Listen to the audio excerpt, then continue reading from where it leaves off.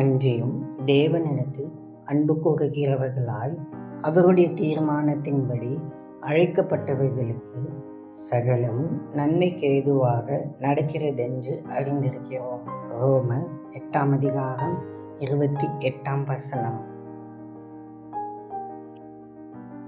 இந்த உலகத்தில் சோதனைகளும் பரீட்சைகளும் நிறைந்த காலங்கள் இருக்கத்தான் செய்யும். ஆதாம் ஏவாள் மூலமாக பாவம் இந்த உலகத்தில் நுழைந்ததிலிருந்து எதுவும் சுமூகமானதாக இல்லை.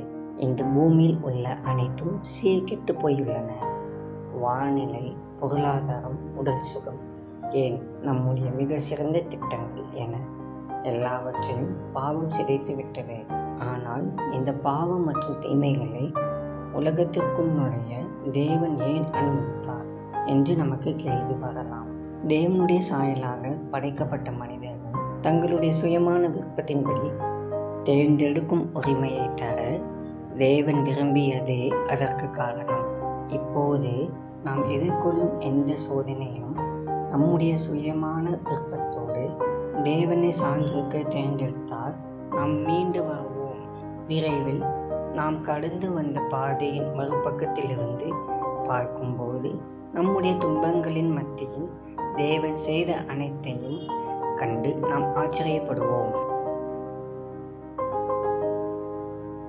அன்பின் ஆண்டவரே, உமக்கு ஸ்தோத்திரம் செலுத்துகிறோம். கர்த்தாவே, இந்த நல்ல நாளுக்காக உமக்கு நன்றி.